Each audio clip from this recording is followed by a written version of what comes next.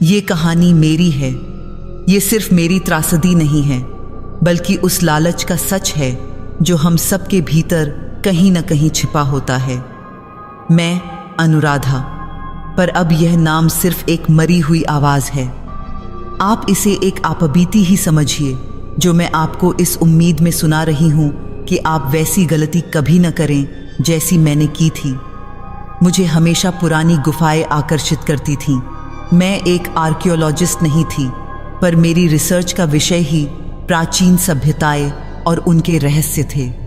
मेरे लिए इतिहास की किताबें पढ़ने से ज़्यादा रोमांचक था उन जगहों पर जाना जहां सदियों से कोई इंसान न गया हो। उस सन्नाटे में उन दीवारों पर लिखी अनकही कहानियों को महसूस करना, यह मेरी जिंदगी थी, मेरी दीवानगी थी। यही दीवानगी मुझे खींच लाई हिमालय की गोद में, एक ऐसी जगह पर जिसका नाम भी लोग डर से नहीं लेते थे, कृष्णगिरी गुफा। उस जगह को लेकर सिर्फ एक ही बात मशहूर थी, एक ही भयानक किंवदंती। कहते थे वहां कोई नहीं लौटता। मेरे रिसर्च दल में 3 और साथी थे। वे सब मेरे इस जुनून को जानते थे, पर इस बार उनकी आंखों में भी एक अजीब सा डर था। हमें पता था कि हम सिर्फ पत्थरों की खोज नहीं कर रहे थे, बल्कि किसी भयंकर रहस्य के दरवाजे पर दस्तक दे रहे थे। करीब 1 हफ्ते की मुश्किल ट्रैकिंग के बाद हम उस गुफा के मुहाने पर पहुंचे। गुफा का मुंह ऐसा था जैसे किसी राक्षस का खुला हुआ अंधेरा मुंह हो। सूरज की रोशनी अंदर जाते ही दम तोड़ देती थी। बाहर ठंडी हवा थी, पर जैसे ही हमने अंदर कदम रखा, हवा में एक अजीब सी धातु की गंध थी। मैंने अपने साथियों से कहा, ये गंध तो खून जैसी है। ये खून की महक ऐसी थी जैसे खून सूखकर पत्थरों पर जम गया हो, अजीब सी, पुरानी और भयानक। हमने टॉर्च जलाई और अंदर की ओर बढ़े। गुफा अंदर से एक विशाल कॉरिडोर जैसी थी, जिसकी दीवारें नमी और न जाने किन शैतानी आकृतियों से भरी थीं। जैसे जैसे हम अंदर जाते गए, ठंड बढ़ती गई और हमारे दिल की धड़कनें तेज होती गईं। हमारे दल के एक साथी, जिनका नाम विक्रम था, ने फुसफुसाते हुए कहा, मैडम, मुझे लगता है हमें वापस चलना चाहिए। यहाँ कुछ ठीक नहीं है। पर मैं रुकने वाली नहीं थी। मेरे भीतर एक अजीब सी उत्तेजना थी, जैसे मुझे पता हो कि मेरा खजाना यहीं कहीं मेरा इंतज़ार कर रहा है। हम गुफा के बीचों बीच पहुँचे। वहाँ की हवा सबसे ज़्यादा भारी थी और हमारी टॉर्च की रोशनी भी उस अंधेरे को पूरी तरह से भेद नहीं पा रही थी। और फिर मैंने वह चीज़ देखी। गुफा के फर्श पर ठीक बीचों बीच एक लाल मणि पड़ी थी। वह मणि ऐसी थी मानो किसी के दिल से अभी अभी निकाली गई हो। वह लाल, गहरे लाल रंग की थी और टॉर्च की रोशनी पड़ते ही ऐसी चमक उठी कि हमारी आंखें चौंधिया गईं। उसकी चमक में एक अजीब सी गर्मी थी। वह कोई साधारण पत्थर नहीं था, यह बात मैं एक पल में समझ गई थी। उस मणि के चारों ओर अजीब सी रेखाएं बनी थीं। वे रेखाएं दूर से देखने पर किसी तंत्र मंडल जैसी लगती थीं, कुछ मंत्रों या शापों को बांधने के लिए बनाई गई रेखाएं। मेरे दिल में एक तीव्र लालसा उठी, एक आर्कियोलॉजिस्ट का लालच नहीं, बल्कि एक इंसान का लालच। वह शक्ति, वह सौंदर्य पाने का लालच जो उस मणि से निकल रहा था। मैं सब कुछ भूल गई, विक्रम की चेतावनी, गुफा का खौफ, सब कुछ। मैंने उस मणि को छूने के लिए हाथ बढ़ाया। जैसे ही मेरी उंगलियां उस मणि से कुछ इंच दूर थीं, मेरे पूरे शरीर में, खासकर मेरी उंगलियों में एक तेज झंझनाहट हुई। यह ऐसा था जैसे कोई शक्तिशाली बिजली का झटका लगा हो, पर बिना दर्द के। मेरी उंगलियों की नोकें गुनगुना उठीं। तभी अचानक वहां का सन्नाटा टूटा। दीवारों से एक आवाज आई। यह आवाज किसी एक दिशा से नहीं आ रही थी, बल्कि हर दीवार से गूंजती हुई आ रही थी। यह आवाज किसी स्त्री की थी, गहरी, ठंडी और अत्यंत मोहक। जिसने मुझे पाया वो अब मेरा है। आवाज में एक अजीब सा अधिकार था, एक मालिकियत का भाव था। मेरे साथी डर के मारे पीछे हटने लगे। उनकी टॉर्च हिलने लगी, लेकिन मैं पीछे नहीं हटी। मेरे कान में वह आवाज मधुर संगीत की तरह गूंज रही थी। मेरा डर उस लालच के सामने फीका पड़ चुका था। मैंने उस आवाज़ को अनसुना किया जो शायद उस गुफा की मालकिन की थी, और बिना किसी देरी के उस मणि को उठा लिया। वह मेरे हाथ में आते ही एकदम गर्म हो गई। ऐसा लगा जैसे मैंने किसी धड़कते हुए अंग को उठा लिया हो। मैंने डरते हुए पर दृढ़ता से उस मणि को जेब में डाल लिया। हमने तुरंत गुफा से बाहर निकलने का फैसला किया। बाहर निकलने तक मेरे साथियों ने एक भी शब्द नहीं कहा। वे सदमे में थे और मैं एक अजीब सी खामोश खुशी में थी। मुझे लग रहा था जैसे मैंने दुनिया की सबसे बड़ी शक्ति पाली हो। हम उस रात वापस अपने बेस कैंप पहुंचे। मैंने उस रात किसी से बात नहीं की। उस रात से सब कुछ बदल गया। मणि मेरी जेब में थी और उसकी गर्मी मेरे शरीर से टकरा रही थी। मैं जानती थी कि मैंने सिर्फ एक पत्थर नहीं उठाया है, बल्कि एक खतरनाक सौदा किया है। पर मेरे अंदर का लालच उस खतरे को भी एक रोमांच मान रहा था। मुझे लगा मैं कल सुबह दुनिया की सबसे खूबसूरत और शक्तिशाली औरत बनकर उठूंगी। पर मुझे नहीं पता था कि वह मणि मुझे शक्ति नहीं, बल्कि एक भयानक श्राप देने वाली थी। वह श्राप जो मुझे धीरे धीरे अंदर से खोखला कर देगा। रात भर मुझे उस मणि की गर्मी महसूस होती रही जो मेरी जैकेट की जेब से मेरे शरीर तक पहुंच रही थी। मैंने करवटें बदलीं, पर नींद मेरी आंखों से कोसों दूर थी। मेरे दिमाग में सिर्फ गुफा की वह स्त्री आवाज गूंज रही थी, जिसने मुझे पाया वो अब मेरा है। मैंने खुद को समझाया कि यह सब थकावट और डर का असर है। सुबह होगी और सब कुछ सामान्य हो जाएगा। पर मुझे नहीं पता था कि सुबह मेरा सामना एक ऐसी असामान्य वास्तविकता से होने वाला था जिसकी कल्पना मैंने सपने में भी नहीं की थी। अगली सुबह मैं अपने टेंट से बाहर निकली। बाहर हिमालय की ठंडी साफ हवा थी, पर मेरे शरीर में एक अजीब सी ऊर्जा महसूस हो रही थी। सबसे पहले मैंने अपने दल के साथियों को देखा। वे सब मेरी तरफ देख रहे थे। उनकी आंखों में डर नहीं था, बल्कि एक अजीब सा विस्मय था। मैंने उनसे पूछा, क्या हुआ? तुम सब ऐसे क्यों देख रहे हो? लेकिन किसी ने कोई जवाब नहीं दिया। वे बस अपनी आंखें चौड़ी किए मेरे चेहरे को घूर रहे थे। मैं तुरंत अपने टेंट के अंदर गई, जहां एक छोटा सा आईना रखा था। आईने में खुद को देखा। मेरा चेहरा पहले से ज्यादा दमक रहा था। यह सिर्फ खूबसूरती नहीं थी, मेरी त्वचा सोने जैसी चमकती थी। हाँ, आपने सही सुना, सोने जैसी। कोई मेकअप नहीं, कोई क्रीम नहीं, पर मेरी त्वचा से एक अजीब सा पीला सुनहरा प्रकाश निकल रहा था। मेरी आंखें, मेरे होंठ, मेरे गाल, सब कुछ ऐसे चमक रहे थे जैसे मैं किसी और ही ग्रह की प्राणी हूं। मैं एक पल के लिए डर गई, पर फिर उस डर की जगह एक अहंकार ने ले ली। मैं कितनी खूबसूरत दिख रही थी।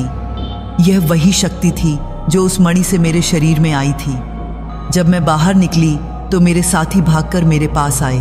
उनमें से एक, विक्रम, जिसने मुझे वापस चलने को कहा था, उसने तो अपने हाथ जोड़ लिए। मैडम, आप तो किसी देवी जैसी लग रही हैं, उसने कहा। बाकी साथी भी हाँ में हाँ मिलाने लगे। वे सब मेरे इस नए अविश्वसनीय रूप को देखकर हैरान थे। मैं मुस्कुरा दी, लेकिन भीतर कुछ हलचल थी। वह हलचल मेरे शरीर के अंदर चल रही थी, जैसे मेरे खून की जगह कोई तरल आग बह रही हो। मेरे शरीर का हर हिस्सा उत्तेजित था। यह चमक सिर्फ त्वचा तक सीमित नहीं थी, यह मेरे अंदर से फूट रही थी। मैंने तुरंत जेब से मणि निकाली और उसे एक मजबूत चांदी की चेन में डालकर अपने गले में पहन लिया। मणि अब मेरे गले में लटक रही थी। वह मेरी छाती पर रखी हुई मेरी धड़कन के साथ साथ धड़कती थी। जब भी उसे छूती, एक गर्म लहर पूरे शरीर में दौड़ जाती। यह लहर सुखद नहीं थी, बल्कि एक तेज, झुलसा देने वाली गर्म लहर थी। ऐसा लगता था जैसे वह मणि मेरे शरीर के हर हिस्से को स्कैन कर रही हो, मेरी कोशिकाओं को बदल रही हो। मुझे यह एहसास हो रहा था कि यह सौंदर्य मेरी अपनी प्राकृतिक खूबसूरती नहीं है, बल्कि उस मणि द्वारा दिया गया एक मुखौटा है। एक ऐसा नकाब जो बाहर से मुझे दुनिया की सबसे खूबसूरत औरत दिखा रहा था, पर अंदर ही अंदर मुझे बदल रहा था। हम उसी दिन बेस कैंप से नीचे उतरने लगे। रास्ते भर लोग मेरी तरफ देखते रहे। वे मुझे रोकते, मेरे चेहरे को छूने की कोशिश करते। वे सब मुझसे पूछते कि मेरी इस चमकती त्वचा का राज क्या है। मेरा चेहरा, मेरी आवाज़, मेरी चाल, सब में एक अजीब सा जादू आ चुका था। मैंने उन्हें बस इतना कहा कि ये सब हिमालय की शुद्ध हवा का असर है। रात को जब मैं अपने होटल के कमरे में अकेली थी तो यह जादू एक भयानक सज़ा में बदल गया। रात में मैं अजीब सपने देखने लगी। ये सपने नहीं थे, ये एक समानांतर वास्तविकता थी। मैं खुद को अपने ही शरीर से बाहर देखती थी। मैं अपने ही शरीर को किसी अनदेखी शक्ति के सामने नंगा और निहत्था देखती। कोई था जो दिख नहीं रहा था, पर मैं महसूस कर सकती थी। वह शक्ति, वह अदृश्य सत्ता मेरे शरीर पर हाथ फेरती। वे अदृश्य स्पर्श मेरी त्वचा पर आग लगा देते थे। मेरी नसों में आग सी दौड़ जाती थी। यह एहसास यौन सुख से ज्यादा नियंत्रण का था। कोई मेरी देह पर राज कर रहा था और मैं सिर्फ एक दर्शक थी जो असहाय होकर यह सब देखती रहती थी। वह शक्ति मेरी आत्मा को निचोड़ रही थी, मेरे शरीर से कुछ ले रही थी।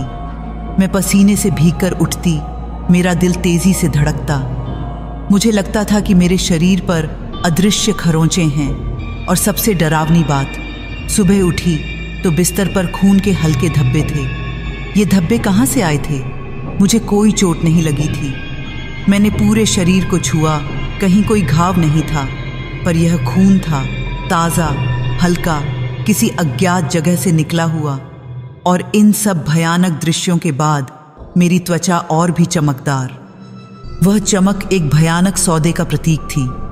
मैं रात में अपना खून देती थी, अपनी आत्मिक ऊर्जा देती थी, और सुबह में मुझे अद्भुत सौंदर्य मिलता था।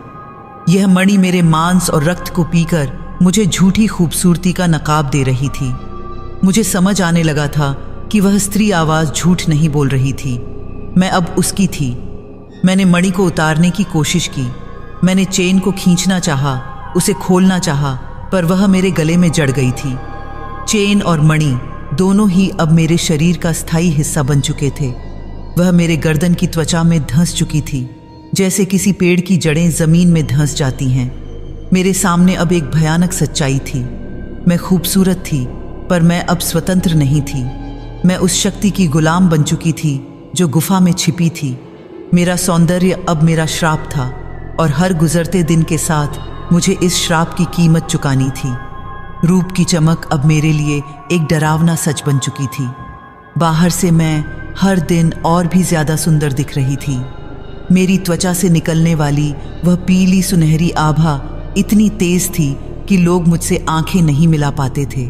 मेरा दल, मेरे दोस्त, सब मुझे एक दैवीय प्राणी समझने लगे थे, पर उन्हें पता नहीं था कि यह बाहर की चमक भीतर के अंधेरे को छिपा रही थी।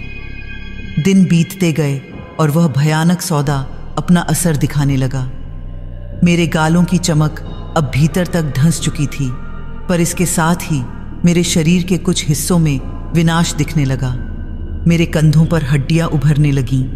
मेरा चेहरा, मेरा गला, मेरे हाथ सब चमक रहे थे, पर मेरे कंधे और मेरी छाती की हड्डियां तेजी से कमज़ोर होने लगी थीं।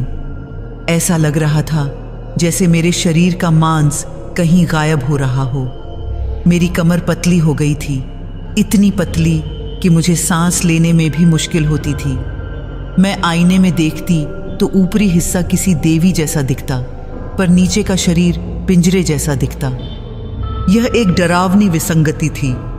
कभी कभी मुझे लगता था भीतर से कोई हिस्सा गल रहा है। हाँ, यह एक अजीब सा एहसास था। मेरे पेट के अंदर, मेरी पसलियों के नीचे एक अजीब सी तेज दुर्गंध महसूस होती थी जो बाहर नहीं आती थी। मुझे लगता था कि मेरे आंतरिक अंग धीरे धीरे सड़ रहे हैं, जैसे किसी फल को अंदर ही अंदर कीड़ा खा रहा हो। यह एहसास इतना वास्तविक था कि मैं घंटों बैठी रहती और अपने शरीर के अंदर होने वाली उस शांत धीमी बर्बादी को महसूस करती रहती।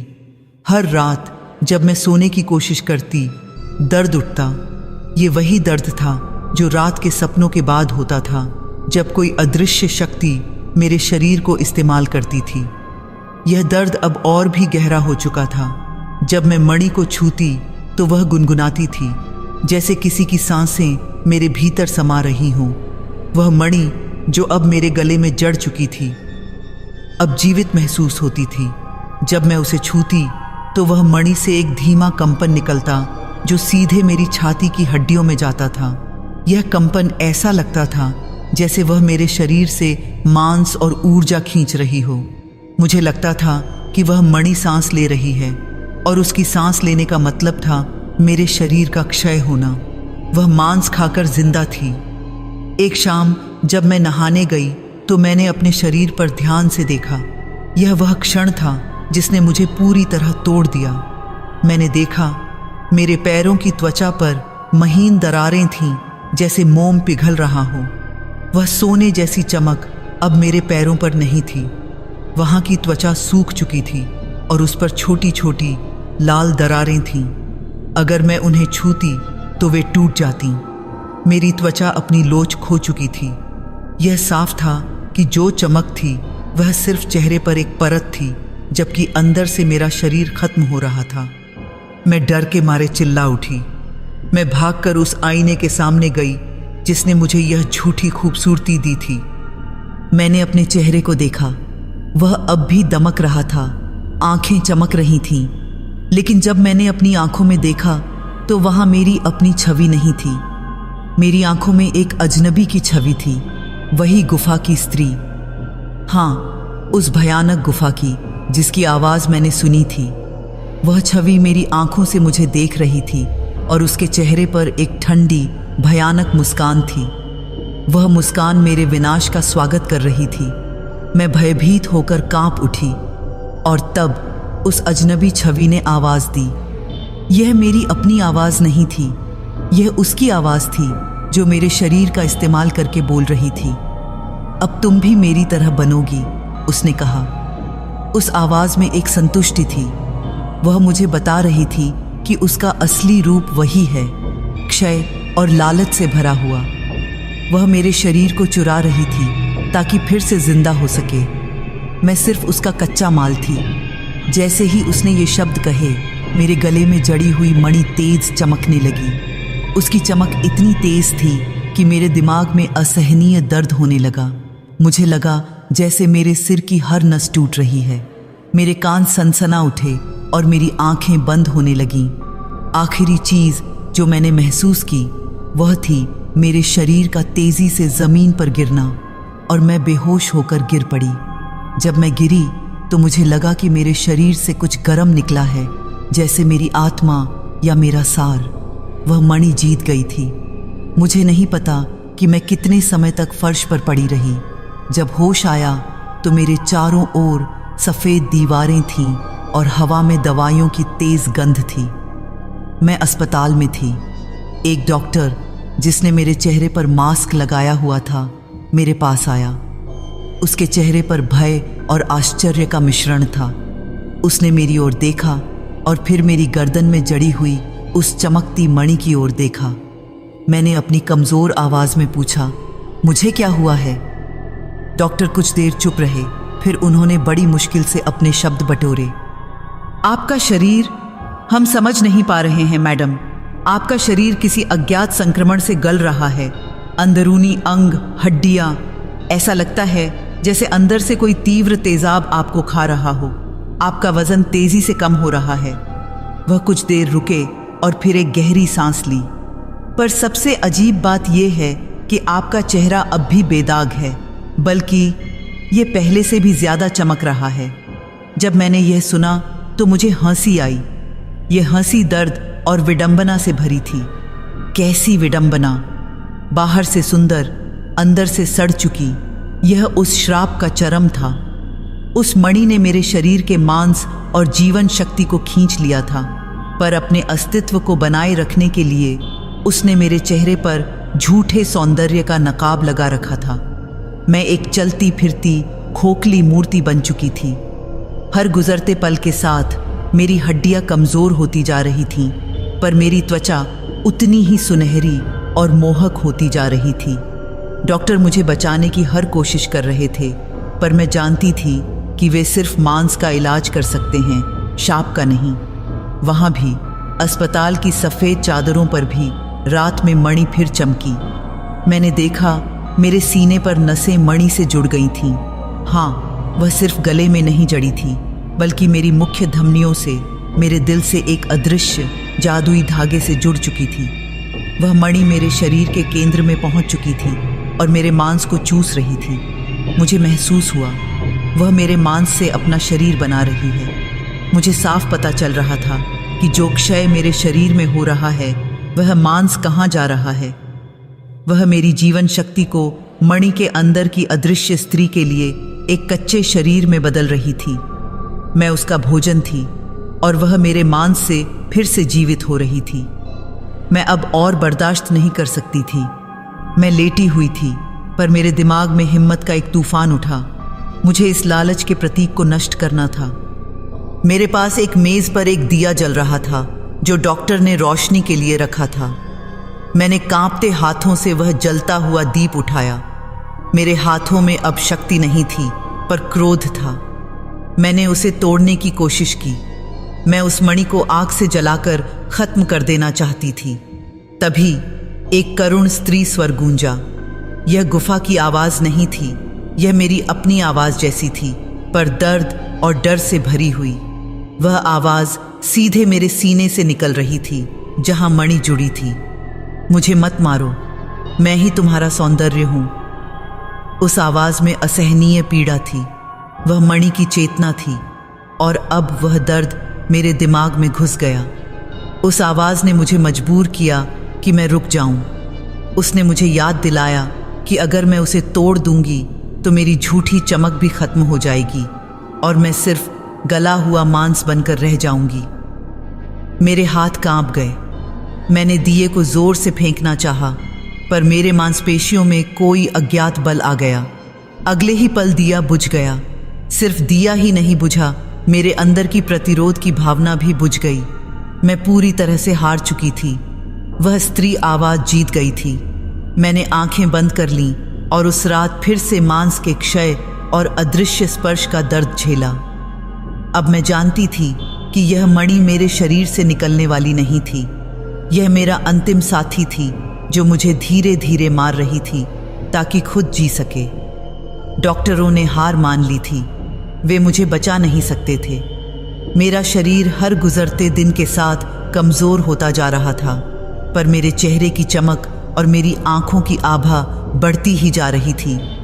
मेरा मांस धीरे धीरे पिघल रहा था और वह मणि उसे चूस रही थी।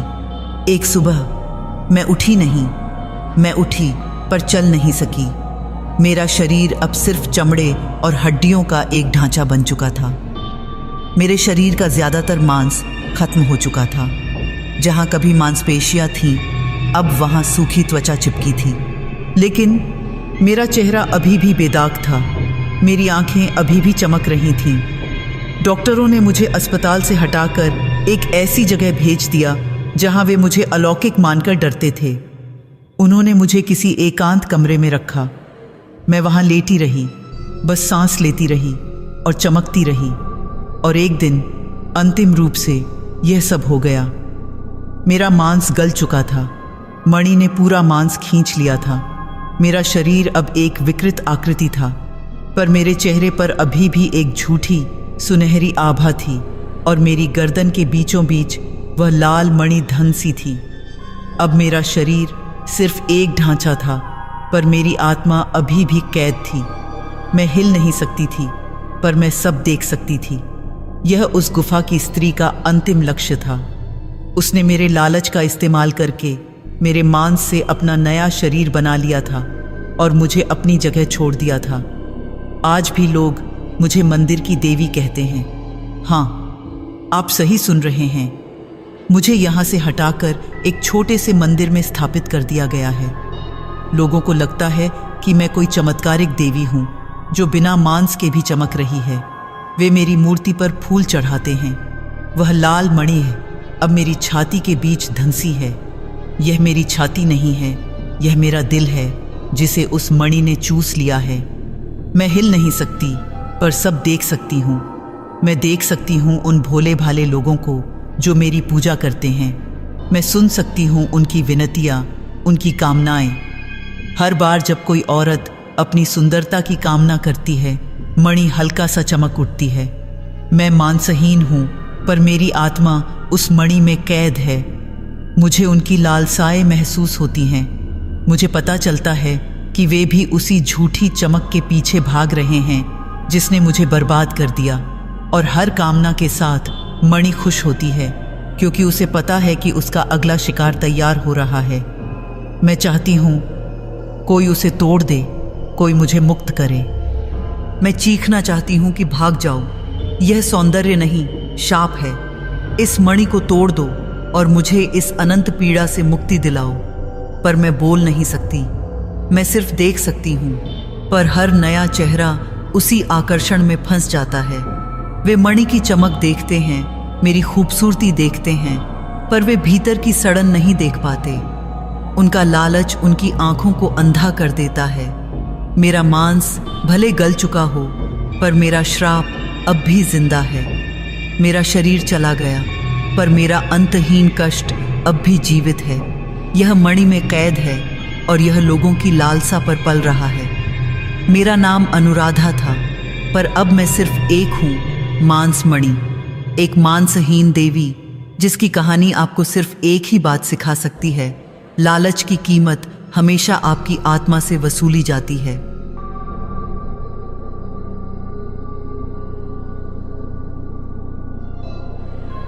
नमस्कार दोस्तों, मेरा नाम अनन्या है और आज जो कहानी मैं आपको सुनाने जा रही हूँ वो सिर्फ किसी किताब से पढ़ी हुई कहानी नहीं है। ये मेरी दादी माँ की दादी के गांव की सच्ची घटना है, जो हमारे खानदान में पीढ़ियों से सुनाई जाती रही है। जब मैं छोटी थी तब दादी माँ मुझे ये कहानी सुनाती थीं और मैं रातों को डर के मारे उनके पास ही सो जाती थी। आज भी जब मैं आईने के सामने खड़ी होती हूँ तो एक अजीब सी बेचैनी मुझे घेर लेती है। मैं जल्दी से जल्दी अपना काम निपटाकर वहाँ से हट जाती हूँ। अगर आप इस चैनल पर नई हैं तो कृपया इसे सब्सक्राइब कर लीजिए। मैं हर हफ्ते ऐसी ही सच्ची और डरावनी कहानियाँ लेकर आती हूँ। और हाँ, कहानी ख़त्म होने पर कमेंट में ज़रूर बताइएगा कि आपको कैसी लगी। अपना नाम और शहर भी लिखिएगा ताकि मुझे पता चले कि मेरी आवाज़ कहाँ कहाँ तक पहुँच रही है। मुझे पूरा विश्वास है ये कहानी आपके रोंगटे खड़े कर देगी। तो चलिए शुरू करती हूँ। ये बात है करीब 200 साल पुरानी। मेरी दादी माँ के गांव के पास एक बड़ा सा हवेली हुआ करती थी। उस हवेली में एक रईस परिवार रहता था और उस परिवार में एक लड़की थी जिसका नाम था मेहर। दोस्तों, मैंने अपनी ज़िंदगी में बहुत सी खूबसूरत लड़कियां देखी हैं, पर मेरी दादी माँ जब मेहर का जिक्र करती तो उनकी आंखों में एक अजीब सी चमक आ जाती थी। वो कहती, अनन्या बेटा, मेहर जैसी खूबसूरती मैंने अपनी ज़िंदगी में कभी नहीं देखी। उसे देखकर लगता था जैसे साक्षात देवी धरती पर उतर आई हों। मेहर की त्वचा दूध और चांदनी जैसी सफ़ेद थी। उसकी आंखें बादाम के आकार की थीं, इतनी गहरी और नशीली कि कोई भी उनमें डूब जाए। उसके होंठ गुलाब की पंखुड़ियों जैसे नाजुक और लाल थे और उसके बाल, आह, उसके घने लहराते काले बाल उसकी कमर से भी नीचे जाते थे।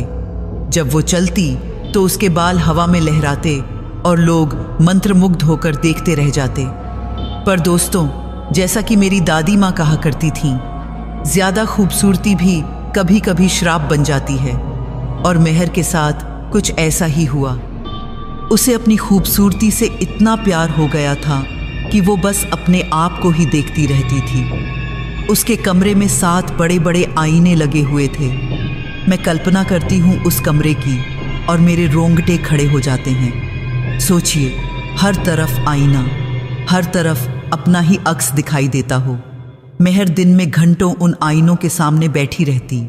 वो अपने बालों को संवारती, अलग अलग तरीकों से बांधती, अपनी आंखों को देखती, मुस्कराती और फिर घंटों खुद से ही बातें करती। हाँ दोस्तों, खुद से बातें।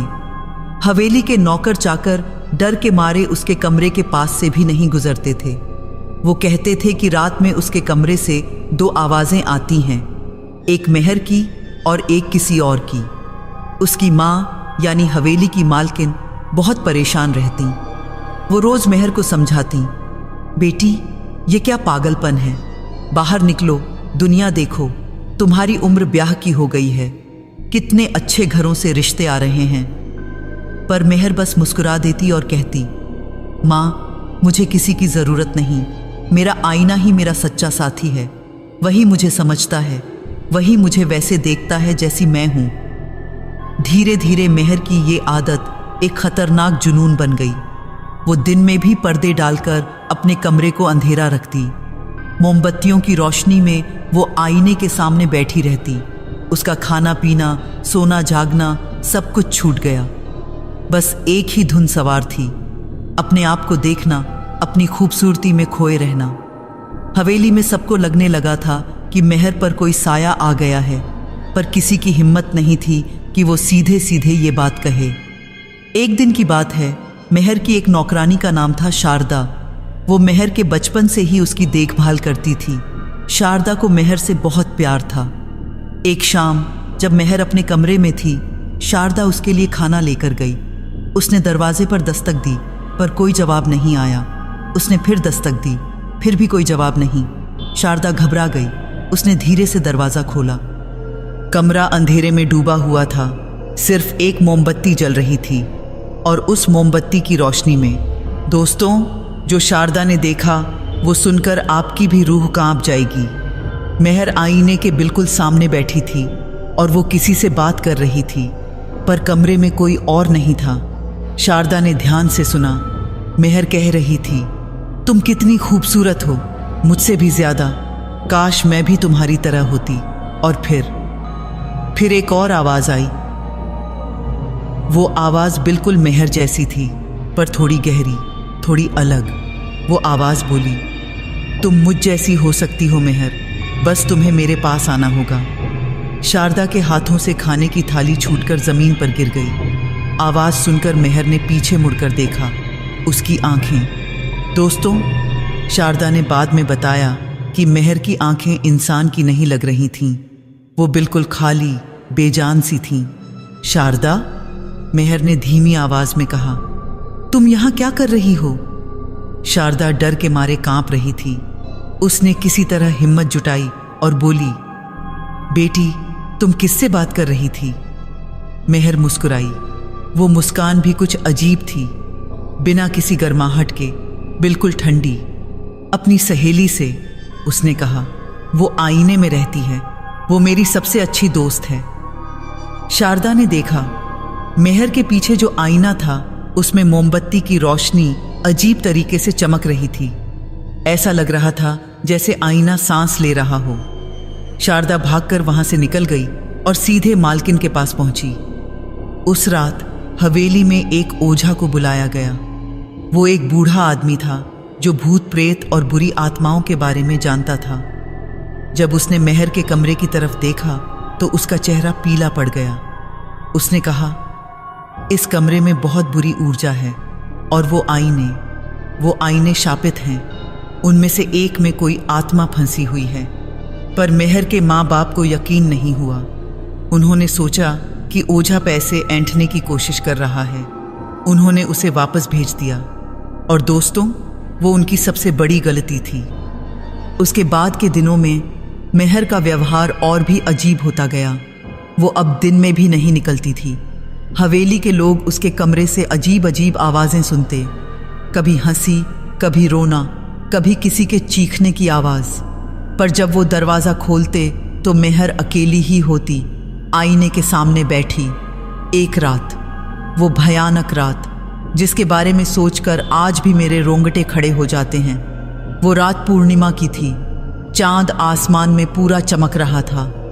आधी रात के करीब शारदा को प्यास लगी।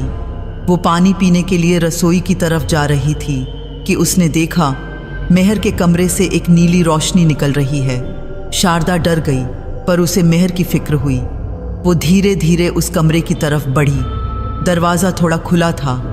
उसने अंदर झांका। कमरे में सब कुछ नीली रोशनी में नहा रहा था। वो रोशनी आईने से निकल रही थी। हाँ दोस्तों, आईने से। ऐसा लग रहा था जैसे आईने के भीतर कोई दीपक जल रहा हो, और उस रोशनी में मेहर खड़ी थी, बिल्कुल स्थिर, जैसे किसी ने उसे पत्थर की मूर्ति बना दिया हो। पर सबसे डरावनी बात ये थी, मेहर का चेहरा आईने की तरफ झुका हुआ था। और आईने में उसकी परछाई नहीं थी। नहीं दोस्तों, वहाँ कोई और चेहरा था, एक स्त्री का चेहरा जो बिल्कुल मेहर जैसी दिखती थी, पर थोड़ी अलग भी थी। उसकी आंखें ज़्यादा बड़ी थीं, उसके होंठ ज़्यादा लाल थे और उसके चेहरे पर एक अजीब सी मुस्कान थी, एक ऐसी मुस्कान जो आपकी रूह तक को हिला दे। शारदा ने देखा कि मेहर धीरे धीरे आईने की तरफ बढ़ रही है। उसके कदम बिल्कुल यांत्रिक थे, जैसे कोई उसे खींच रहा हो। और तभी आईने से एक आवाज़ आई। वो आवाज़ मीठी थी, पर उसमें कुछ ऐसा था जो रीढ़ में सर्दी भर दे। आवाज़ बोली, मेहर, मेरी प्यारी मेहर, तुम मुझसे प्रेम करती हो ना, तो फिर अलग क्यों रहती हो? आओ, मेरे पास आओ, हम हमेशा के लिए एक साथ रहेंगे।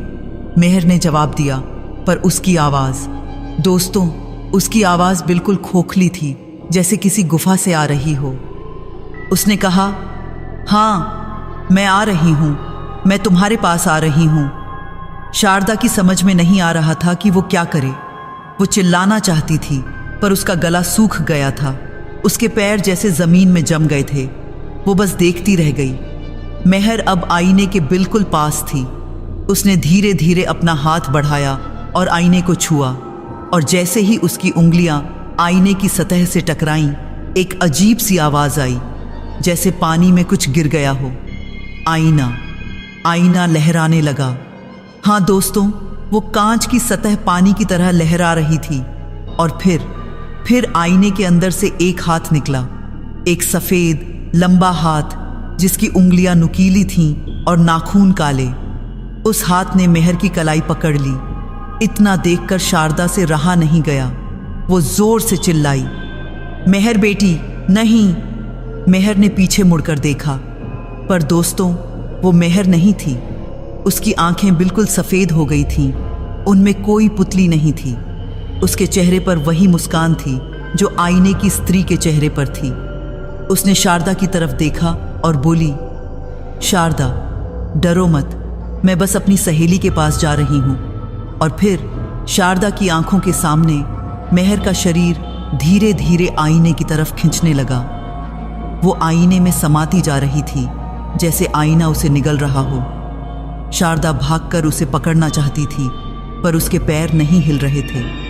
वो बस चिल्लाती रही, बचाओ, कोई बचाओ।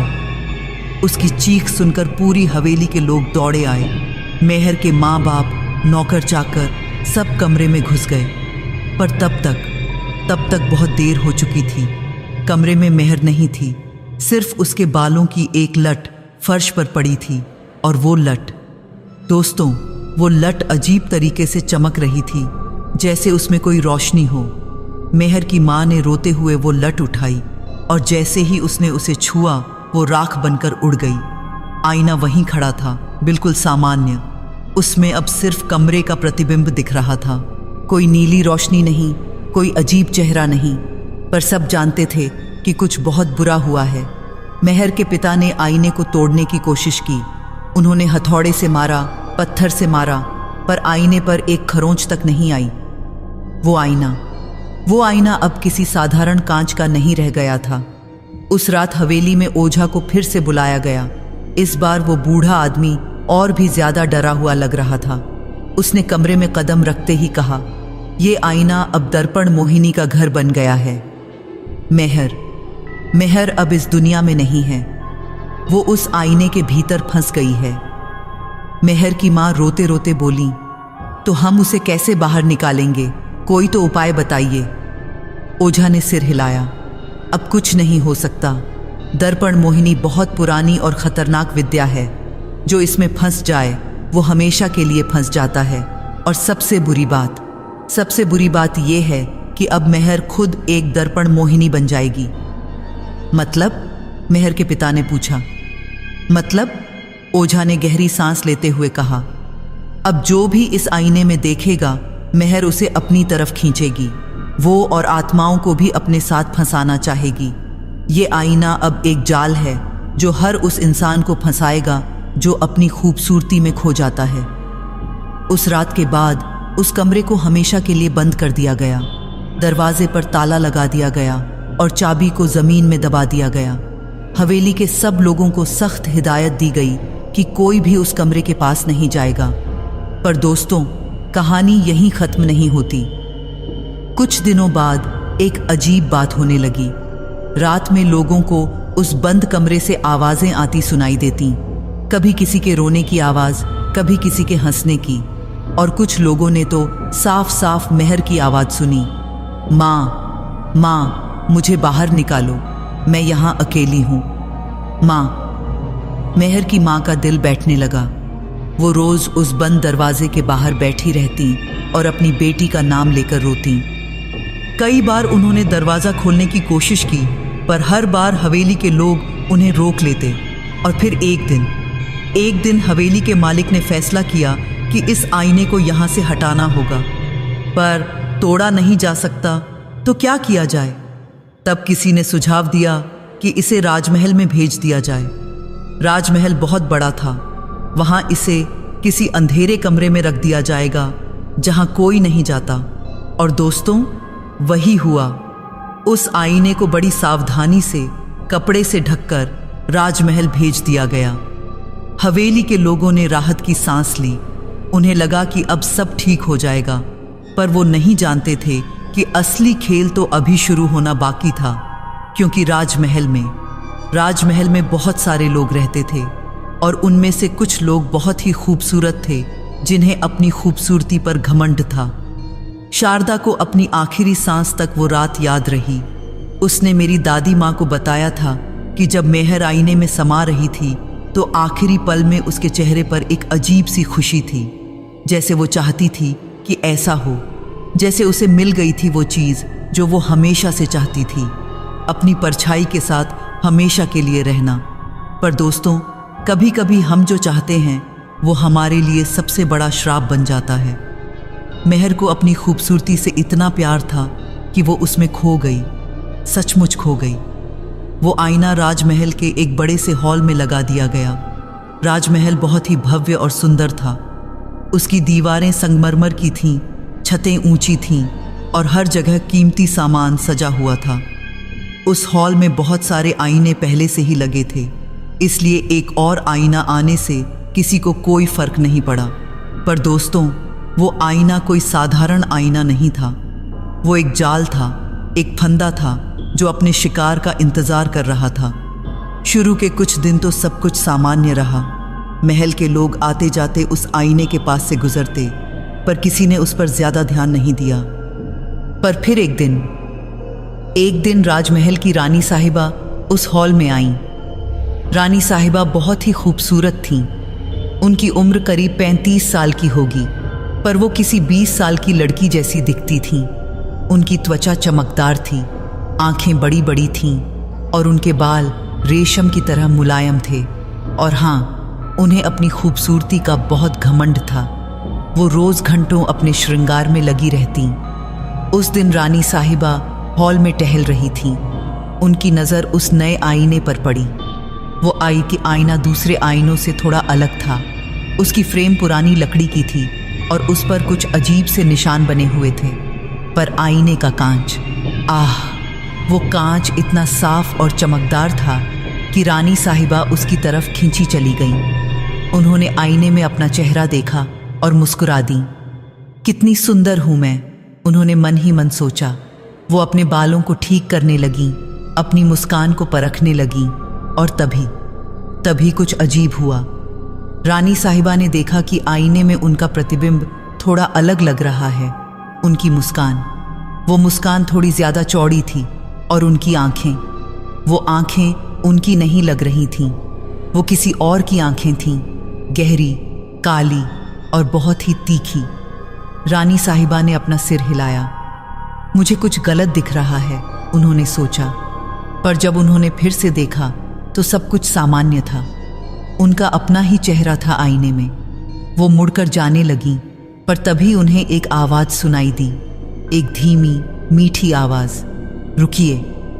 रानी साहिबा ठिठक गईं। उन्होंने इधर उधर देखा, पर हॉल में कोई नहीं था। वो अकेली थीं। कौन है? उन्होंने पूछा।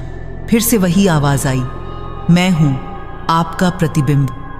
रानी साहिबा के रोंगटे खड़े हो गए। उन्होंने धीरे धीरे आईने की तरफ देखा और इस बार कौवा के आईने में उनका प्रतिबिंब मुस्कुरा रहा था, पर रानी साहिबा नहीं मुस्कुरा रही थीं। तुम कौन हो? रानी साहिबा की आवाज कांप रही थी। आईने में से आवाज आई, मैं मेहर हूं और मैं बहुत अकेली हूं। क्या आप मेरी दोस्त बनेंगी? दोस्तों, मुझे बताया गया था कि रानी साहिबा बहुत बहादुर थीं, पर उस पल उनके पैर कांप रहे थे। उन्होंने तुरंत वहां से भागना चाहा, पर उनके पैर जैसे जमीन से चिपक गए थे। वो हिल नहीं पा रही थीं। आईने में से मेहर की आवाज फिर आई, भागिए मत, मैं आपको नुकसान नहीं पहुंचाऊंगी। मैं बस बात करना चाहती हूँ। इतने दिनों से मैं अकेली हूँ, कोई मुझसे बात नहीं करता। रानी साहिबा ने हिम्मत करके कहा, मैं नहीं बात कर सकती, मुझे जाना होगा। पर आप इतनी खूबसूरत हैं। मेहर की आवाज में एक अजीब सा आकर्षण था। बिल्कुल मेरी तरह, हम दोनों एक जैसी हैं। आप भी अपनी खूबसूरती से प्यार करती हैं, है ना? और ये सच था। रानी साहिबा को अपनी खूबसूरती से बहुत प्यार था। वो घंटों आईने के सामने बिताती थीं और शायद इसीलिए मेहर ने उन्हें चुना था। हाँ, रानी साहिबा ने धीरे से कहा, मुझे अपनी खूबसूरती से प्यार है। तो फिर आइए ना। मेहर की आवाज और मीठी हो गई। यहाँ आईने के पास आइए, मैं आपको कुछ दिखाना चाहती हूँ। मैं आपको और भी ज्यादा खूबसूरत बना सकती हूँ। और दोस्तों, रानी साहिबा के कदम खुद ब खुद आईने की तरफ बढ़ने लगे, जैसे कोई अदृश्य डोर उन्हें खींच रही हो। वो रुकना चाहती थीं, पर रुक नहीं पा रही थीं। जैसे जैसे वो आईने के पास पहुंची, आईने में मेहर का चेहरा साफ दिखने लगा। और दोस्तों, मेहर सच में बहुत खूबसूरत थी। उसकी खूबसूरती अलौकिक थी, जैसे वो इस दुनिया की ही ना हो। देखिए, मेहर ने कहा, मैं आपको दिखाती हूँ कि आप असल में कितनी खूबसूरत हो सकती हैं। और तभी आईना लहराने लगा। उसकी सतह पानी की तरह हिलने लगी और उस लहराती सतह में रानी साहिबा ने खुद को देखा। पर ये वो नहीं थीं, ये उनका एक और रूप था, और भी ज्यादा खूबसूरत, और भी ज्यादा आकर्षक। उनकी त्वचा चांदनी की तरह चमक रही थी। उनकी आंखें तारों की तरह झिलमिला रही थीं। रानी साहिबा मंत्रमुग्ध हो गईं। ये मैं हूं? उन्होंने फुसफुसाकर पूछा। हाँ, मेहर ने कहा, ये आप हैं। आप ऐसी बन सकती हैं, बस आपको मेरे साथ आना होगा। और दोस्तों, उस पल रानी साहिबा ने अपना हाथ आईने की तरफ बढ़ाया। वो उस खूबसूरती को छूना चाहती थीं, उसे महसूस करना चाहती थीं। पर ठीक उसी समय राजमहल का एक सिपाही हॉल में आया। उसने देखा कि रानी साहिबा आईने के सामने खड़ी हैं और उनका हाथ आईने की तरफ बढ़ा हुआ है। उसे कुछ अजीब लगा। रानी साहिबा, उसने जोर से पुकारा। रानी साहिबा चौंक गईं, मानो किसी ने उन्हें नींद से जगा दिया हो। उन्होंने अपना हाथ तुरंत पीछे खींच लिया। आईना फिर से सामान्य हो गया। उसमें सिर्फ हॉल का प्रतिबिंब था। रानी साहिबा घबरा गई थीं। उन्हें समझ नहीं आ रहा था कि अभी क्या हुआ। उन्होंने तुरंत वहां से निकलने का फैसला किया, पर जब वो मुड़ी तो उन्हें आईने में से एक आखिरी फुसफुसाहट सुनाई दी, मैं इंतजार करूंगी, आप वापस आओगी। सब वापस आते हैं। उस दिन के बाद रानी साहिबा ने उस हॉल में जाना बंद कर दिया। उन्होंने राजा साहब को सब कुछ बताया। राजा साहब ने तुरंत हुक्म दिया कि उस आईने को वहां से हटा दिया जाए। पर दोस्तों, समस्या ये थी कि जब सिपाहियों ने उस आईने को हटाने की कोशिश की तो वो हिल ही नहीं रहा था। उन्होंने जितनी ताकत लगाई, आईना अपनी जगह से टस से मस नहीं हुआ, जैसे वो दीवार से चिपक गया हो या जैसे उसकी जड़ें दीवार में जम गई हों। राजा साहब ने फिर से ओझाओं और तांत्रिकों को बुलवाया, पर कोई भी उस आईने के पास जाने को तैयार नहीं था। एक बूढ़े तांत्रिक ने दूर से ही देखा और कहा, ये दर्पण मोहिनी का आईना है। इसमें अब एक नहीं, 2 आत्माएं हैं। ये और भी ताकतवर हो गया है। इसे यहाँ से हटाना असंभव है। इसे यहीं रहना होगा। तो क्या करें? राजा साहब ने पूछा। इससे दूर रहिए, तांत्रिक ने कहा। बस इतना ही कर सकते हैं। इस हॉल में किसी को आने मत दीजिए, खासकर उन्हें जिन्हें अपनी खूबसूरती से बहुत प्यार है। और दोस्तों, राजा साहब ने वैसा ही किया। उस हॉल को बंद कर दिया गया। पर क्या बंद दरवाजे किसी को रोक सकते हैं? रातों में महल के लोगों को उस बंद हॉल से आवाजें आती सुनाई देती। किसी के हंसने की आवाज, किसी के रोने की आवाज, और कभी कभी तो 2-3 आवाजें एक साथ, जैसे कोई बातचीत कर रहा हो। और सबसे डरावनी बात ये थी कि कुछ लोगों ने रात में देखा कि उस बंद हॉल की खिड़की से नीली रोशनी निकल रही है। वही नीली रोशनी जो उस रात मेहर के कमरे से निकली थी। महल में अफवाहें फैलने लगीं। कुछ लोग कहते कि आईने में फंसी हुई आत्माएं बाहर निकलना चाहती हैं। कुछ कहते कि वो और लोगों को अपने साथ फंसाना चाहती हैं। पर सबसे चिंता की बात ये थी कि रानी साहिबा रातों में नींद में चलने लगी थीं। हाँ दोस्तों, नींद में चलना। उनकी दासियों ने बताया कि कई बार रात में रानी साहिबा उठकर उस बंद हॉल की तरफ जाने लगती थीं, जैसे कोई उन्हें बुला रहा हो। दासियां उन्हें रोकती, वापस लाती, पर अगली रात फिर वही होता। एक रात तो रानी साहिबा उस हॉल के दरवाजे तक पहुंच गईं। उन्होंने दरवाजे पर खटखटाया और कहा, खोलो, मुझे अंदर आने दो, वो मुझे बुला रही है। दासियों ने जब उन्हें जगाया तो उन्हें कुछ भी याद नहीं था, पर उनके चेहरे पर एक अजीब सी मुस्कान थी, वही मुस्कान जो मेहर के चेहरे पर होती थी। दोस्तों, मुझे ये बताते हुए आज भी डर लगता है। मेरी दादी माँ कहती थीं कि दर्पण मोहिनी का जाल बहुत मजबूत होता है। एक बार अगर वो आपको अपनी तरफ खींच ले तो आप कभी पूरी तरह से मुक्त नहीं हो सकते। वो आपके सपनों में आएगी, आपके विचारों में आएगी और धीरे धीरे आपको अपनी तरफ खींच लेगी। मेरी दादी माँ जब मुझे ये हिस्सा सुनाती थीं तो उनकी आवाज़ में एक अजीब सा दर्द होता था, क्योंकि दोस्तों, इस हिस्से में सिर्फ एक नहीं, कई जिंदगियां बर्बाद हुई थीं, कई परिवार टूट गए थे। और सबसे बुरी बात ये थी कि जो लोग उस आईने में फंस गए वो आज भी वहीं हैं, उस अंधेरे में, उस कैद में। राजमहल में वो आईना अब एक शापित चीज बन गया था। उस बंद हॉल के बारे में पूरे महल में कानाफूसी होती रहती थी। लोग डरते थे, पर साथ ही उन्हें एक अजीब सी उत्सुकता भी थी। क्या वाकई उस आईने में कोई है? क्या वाकई वहां से आवाजें आती हैं? महीने बीतते गए। रानी साहिबा की हालत बिगड़ती जा रही थी। वो दिन में भी अजीब अजीब बातें करने लगी थीं। कभी कभी वो अचानक कह देती, वो मुझे बुला रही है, मुझे उसके पास जाना है। राजा साहब बहुत परेशान थे। उन्होंने बहुत सारे वैद्य और हकीम बुलवाए, पर किसी को समझ नहीं आ रहा था कि रानी साहिबा को हो क्या गया है। एक दिन की बात है, पूर्णिमा की रात थी। चांद आसमान में पूरा चमक रहा था और महल में एक अजीब सी बेचैनी छाई हुई थी।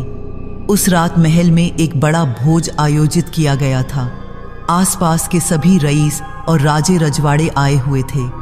उस भोज में एक युवा राजकुमारी भी आई थी। उसका नाम था रूपवंती। और दोस्तों, नाम के हिसाब से वो वाकई बहुत खूबसूरत थी।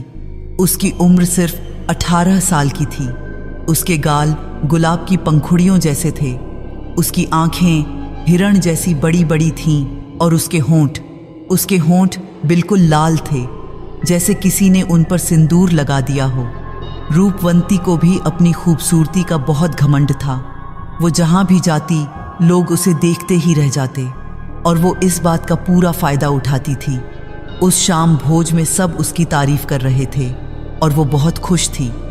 भोज के बाद जब सब लोग इधर उधर घूम रहे थे, रूपवंती महल देखने निकल गई।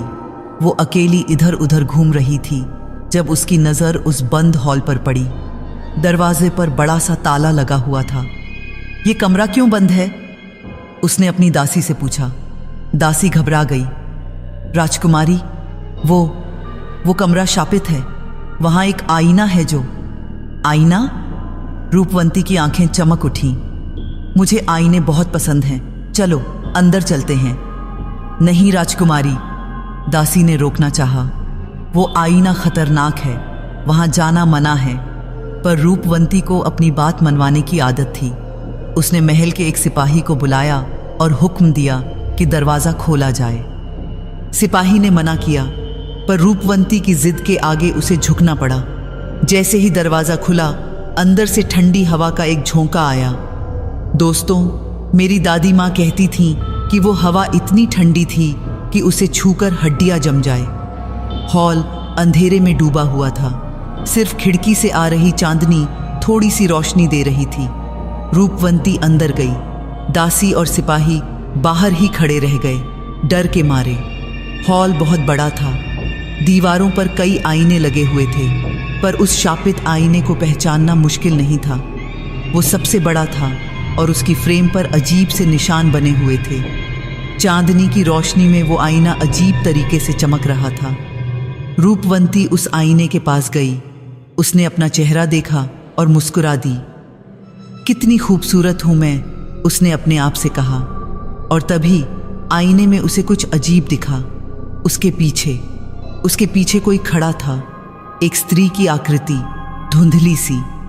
रूपवंती ने तुरंत पीछे मुड़कर देखा, पर वहां कोई नहीं था।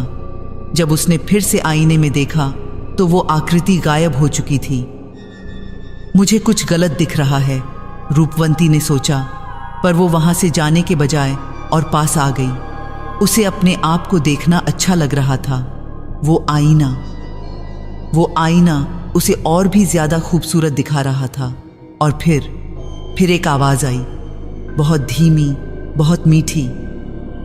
तुम बहुत खूबसूरत हो। रूपवंती मुस्कुरा दी। मुझे पता है, उसने कहा, पर तुम और भी खूबसूरत हो सकती हो। आवाज फिर आई। कैसे? रूपवंती ने पूछा। और दोस्तों, ये उसकी सबसे बड़ी गलती थी, क्योंकि जैसे ही उसने ये सवाल पूछा, आईने ने अपना जाल फेंक दिया। आईने में अचानक एक चेहरा उभरा, मेहर का चेहरा। वो मुस्कुरा रही थी और उसकी मुस्कान में कुछ ऐसा था कि रूपवंती उससे नजर नहीं हटा पा रही थी। मेरे पास आओ, मेहर ने कहा। मैं तुम्हें दिखाऊंगी। मैं तुम्हें ऐसा बनाऊंगी कि पूरी दुनिया तुम्हें देखकर हैरान रह जाए। रूपवंती के कदम खुद ब खुद आगे बढ़ने लगे। उसका दिमाग कह रहा था कि रुक जाओ, पर उसका शरीर उसकी बात नहीं सुन रहा था। बाहर खड़ी दासी को कुछ अजीब लग रहा था। उसने अंदर झांका और देखा कि रूपवंती आईने के बिल्कुल पास जा रही है।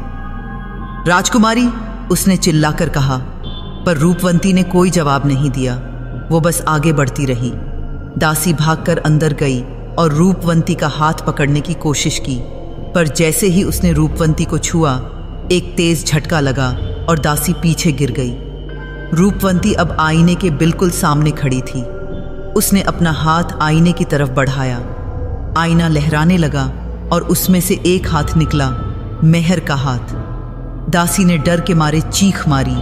उसकी आवाज़ सुनकर सिपाही और दूसरे लोग भी दौड़े आए, पर तब तक बहुत देर हो चुकी थी। रूपवंती का हाथ मेहर के हाथ से छू गया था और जैसे ही दोनों हाथ मिले, एक चमकीली रोशनी फैल गई। रूपवंती को लगा जैसे कोई उसे खींच रहा हो, अंदर की तरफ, आईने के अंदर की तरफ। उसने चीखने की कोशिश की, पोस्पासव, उसकी आवाज़ नहीं निकली। उसने अपना हाथ छुड़ाने की कोशिश की, पर मेहर की पकड़ बहुत मजबूत थी। महल के लोग अब हॉल में आ चुके थे। राजा साहब भी आ गए थे। उन्होंने देखा कि रूपवंती आईने में समा रही है। उसका आधा शरीर आईने के अंदर जा चुका था। उसे खींचो, राजा साहब ने चिल्लाकर कहा। कुछ सिपाही दौड़े और उन्होंने रूपवंती के पैर पकड़ लिए। उन्होंने पूरी ताकत लगाकर खींचा, पर आईने की खींच बहुत मजबूत थी। और फिर अचानक एक जोर की आवाज़ हुई, जैसे कोई चीज़ टूट गई हो। रूपवंती का शरीर झटके से पीछे आया और सिपाही उसे लेकर गिर पड़े। सब लोगों ने राहत की सांस ली, पर जब उन्होंने रूपवंती को देखा तो उनके होश उड़ गए। रूपवंती अब वैसी नहीं थी। उसका चेहरा बिल्कुल सफ़ेद हो गया था, जैसे किसी ने उससे सारा खून निकाल लिया हो। उसकी आंखें खुली थीं, पर उनमें कोई चमक नहीं थी। वो बिल्कुल खाली, बेजान थीं, और उसके होंठ बैंगनी हो गए थे। राजकुमारी, दासी रोते हुए चिल्लाई, पर रूपवंती ने कोई जवाब नहीं दिया। वो बस वहीं पड़ी रही, बिल्कुल स्थिर, जैसे किसी ने उसकी आत्मा निकाल ली हो। वैद्य को बुलाया गया। उसने रूपवंती को देखा और सिर हिलाया। इसकी नब्ज चल रही है, सांस भी चल रही है, पर ये जिंदा नहीं है। ये एक खाली खोल है। इसकी आत्मा इसकी आत्मा कहीं और है। दोस्तों, उस दिन सब लोगों को समझ आ गया कि वो आईना सिर्फ लोगों को अपने अंदर नहीं खींचता, बल्कि उनकी आत्मा को भी खींच लेता है। रूपवंती का शरीर तो बच गया था, पर उसकी आत्मा उस आईने में फंस गई थी।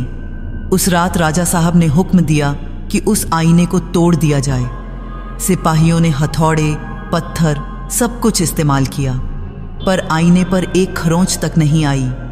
वो आईना अब अजेय हो गया था। और सबसे डरावनी बात, जब सब लोग वहां से जा रहे थे तो एक सिपाही ने आईने में देखा, और उसने जो देखा वो सुनकर आपकी भी रूह कांप जाएगी। आईने में अब 2 चेहरे थे, मेहर का और रूपवंती का। दोनों मुस्कुरा रहे थे और दोनों की आंखें खाली और काली थीं। उसके बाद के दिनों में रूपवंती का शरीर जिंदा रहा, पर वो कभी होश में नहीं आई। उसे उसके महल वापस भेज दिया गया, जहां वो एक बिस्तर पर पड़ी रही साल दर साल। और राजमहल में उस हॉल को हमेशा के लिए सील कर दिया गया। दरवाजे को ईंटों से चिनवा दिया गया, पर फिर भी रातों में लोगों को वहां से आवाजें आती सुनाई देती। और अब वो आवाजें 2 नहीं 3 थीं। पर दोस्तों, कहानी यहां भी खत्म नहीं होती, क्योंकि मेहर और रूपवंती वो दोनों अब दर्पण मोहिनी बन चुकी थीं, और उन्हें और आत्माओं की भूख थी। वो चाहती थीं कि और लोग भी उनके साथ फंसें उस अंधेरे में, उस कैद में। महीने बीतते गए। महल में काम करने वाले कई लोग अचानक गायब होने लगे। कभी कोई दासी, कभी कोई सिपाही, कभी कोई और हर बार उनके गायब होने से पहले लोगों ने देखा कि वो उस सील किए हुए हॉल के पास मंडराते थे। एक दिन एक युवा दासी ने बताया कि रात में उसे एक सपना आया था। सपने में मेहर उसे बुला रही थी, आओ हमारे साथ आओ, यहाँ बहुत अच्छा है, यहाँ हमेशा खूबसूरत रहोगे। और दोस्तों, धीरे धीरे उस आईने में फंसने वालों की संख्या बढ़ती गई। कोई नहीं जानता कि कितने लोग उसमें फंसे। कुछ लोग कहते हैं 10, कुछ कहते हैं 20, कुछ तो कहते हैं 100 से भी ज्यादा। उस आईने ने अब आत्माओं का दर्पण बन गया था। उसमें सैकड़ों चेहरे थे, कुछ हंसते हुए, कुछ रोते हुए, कुछ चीखते हुए, और सबकी आंखें उस पर टिकी हुई थीं जो उस आईने को देख रहा हो। मेरी दादी माँ कहती थीं कि अगर आप उस आईने में बहुत देर तक देखते तो आपको उन सभी चेहरों की आवाज़ें सुनाई देने लगतीं। हमारी मदद करो, हमें यहाँ से निकालो कृपया। पर कोई उनकी मदद नहीं कर सकता था, क्योंकि दर्पण मोहिनी का जाल इतना मजबूत होता है कि उसे तोड़ना असंभव है। जो एक बार फंस गया वो हमेशा के लिए फंस गया। अगले और आखिरी अध्याय में मैं आपको बताऊंगी कि आखिर उस आईने का क्या हुआ। क्या वो आज भी कहीं है? क्या उसमें फंसी आत्माएं आज भी वहां हैं? और सबसे ज़रूरी बात, क्या वो आईना फिर से किसी को फंसा सकता है? अध्याय 5, टूटा हुआ आईना। नमस्कार दोस्तों, मैं अनन्या हूँ और आज मैं आपको मेहर की कहानी का आखिरी अध्याय सुनाने जा रही हूँ। इस पूरी यात्रा में आपने मेरा साथ दिया, इसके लिए मैं आपकी शुक्रगुजार हूँ। पर दोस्तों, जो मैं आज आपको बताने जा रही हूँ वो सबसे ज़्यादा चौंकाने वाला है, क्योंकि इस अध्याय में आपको पता चलेगा कि क्या वो आईना वाकई टूटा, क्या उसमें फंसी आत्माएं मुक्त हुईं, और सबसे डरावनी बात, क्या वो आज भी कहीं मौजूद है? मेरी दादी माँ जब मुझे ये आखिरी हिस्सा सुनाती थी तो उनकी आंखों में आंसू आ जाते थे, क्योंकि दोस्तों, इस कहानी का अंत कोई खुशहाल अंत नहीं है। ये एक ऐसा अंत है जो आज भी हमें डराता है, आज भी हमें सोचने पर मजबूर करता है। तो सुनिए, राजमहल में हालात बहुत बुरे हो गए थे।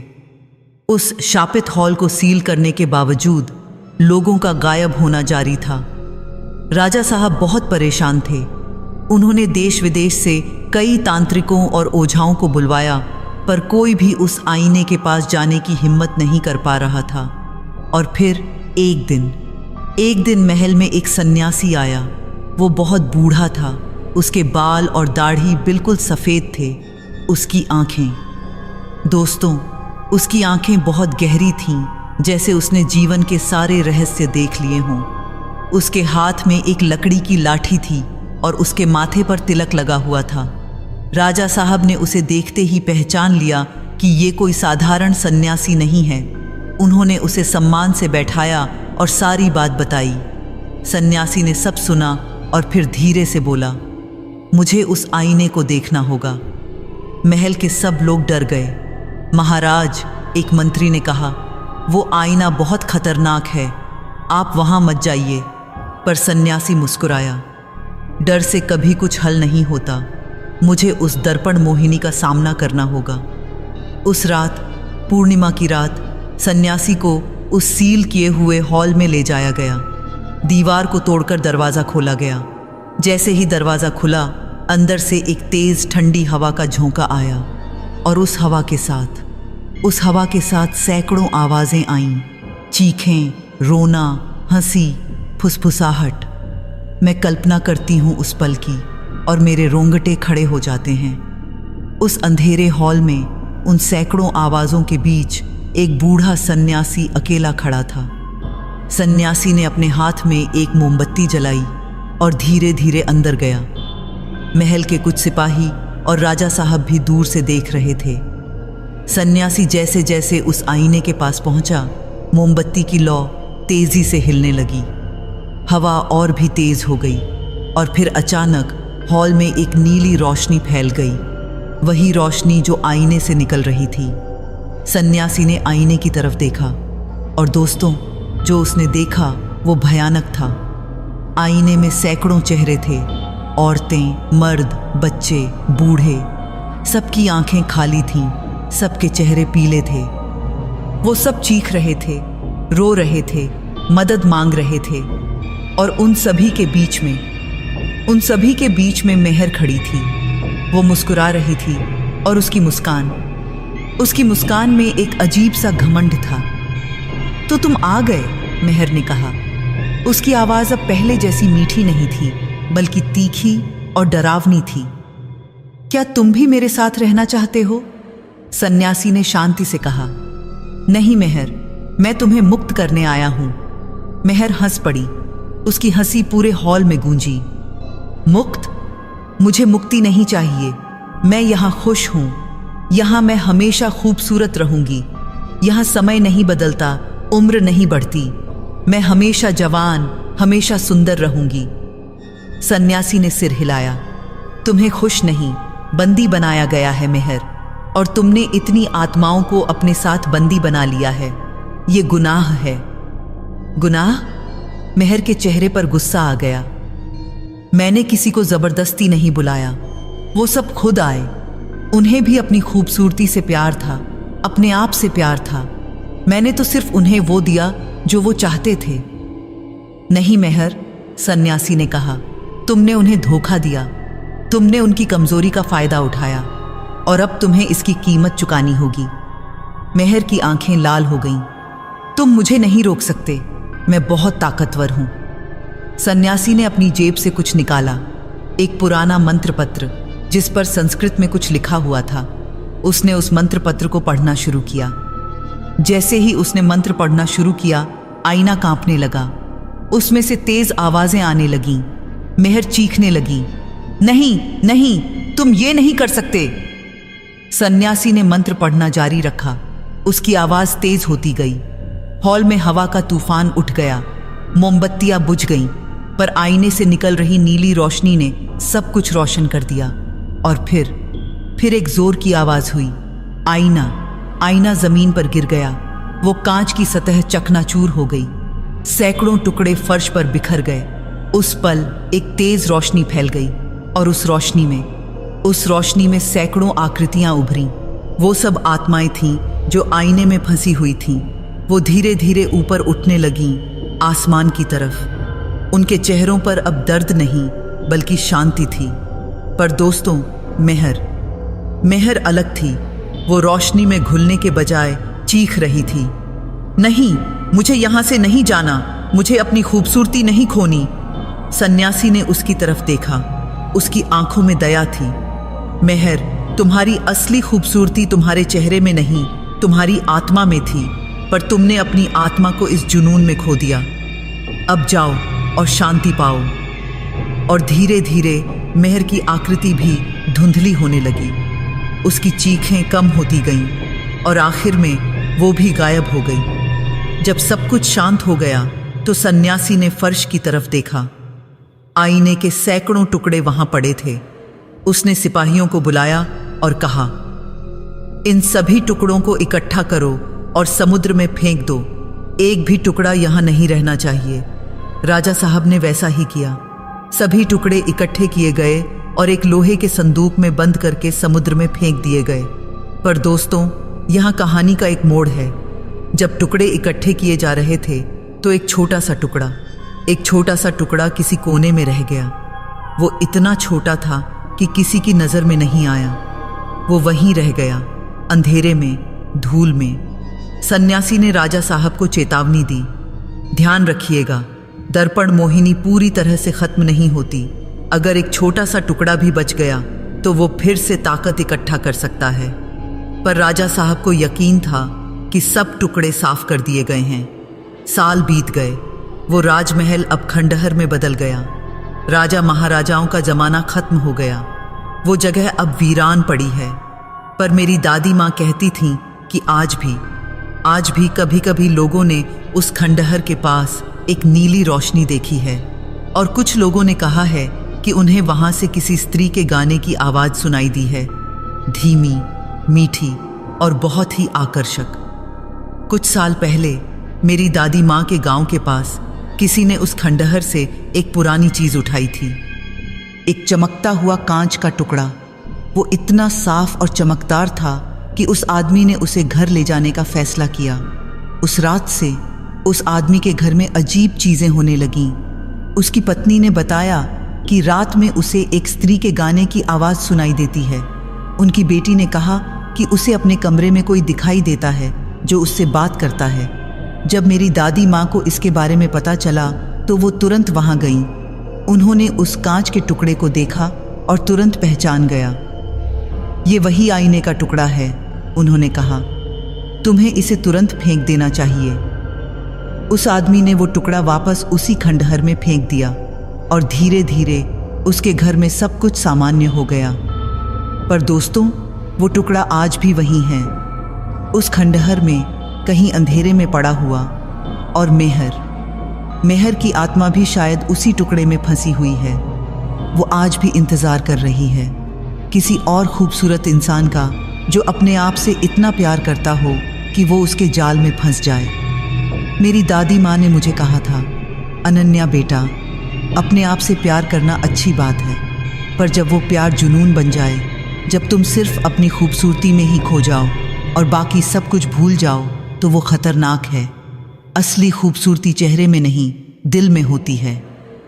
और दोस्तों, मैं आज भी उनकी ये बात याद रखती हूँ। जब भी मैं आईने के सामने खड़ी होती हूँ, मैं ज़्यादा देर नहीं देखती। मैं अपना काम करती हूँ और चली जाती हूँ, क्योंकि मुझे डर लगता है कि कहीं आईने के उस पार कहीं मेहर खड़ी तो नहीं, मेरी तरफ देख रही हो, मुस्कुरा रही हो और मुझे बुला रही हो। तो दोस्तों, ये थी मेहर की कहानी, दर्पण मोहिनी की कहानी। एक ऐसी कहानी जो हमें सिखाती है कि हर चीज़ की एक सीमा होती है। अपने आप से प्यार करो, पर अपने आप में खो मत जाओ। और हाँ, अगर कभी आपको कोई पुराना चमकदार आईना मिले तो उससे दूर ही रहिएगा, क्योंकि आप नहीं जानते कि उस आईने में क्या है या कौन है। आज की कहानी यहीं ख़त्म होती है। उम्मीद है आपको ये कहानी पसंद आई होगी। कमेंट में ज़रूर बताइएगा कि आपको कैसी लगी, और अपना नाम और शहर भी लिखिएगा। मैं आपके हर कमेंट का जवाब देने की कोशिश करती हूँ। इस चैनल को सब्सक्राइब करना मत भूलिएगा, क्योंकि मैं हर हफ्ते ऐसी ही रहस्यमयी और डरावनी कहानियाँ लेकर आती रहती हूँ। तो मिलते हैं अगली कहानी में। तब तक के लिए खुश रहिए, सुरक्षित रहिए, और हाँ, आईने में ज़्यादा देर तक मत देखिएगा। नमस्कार।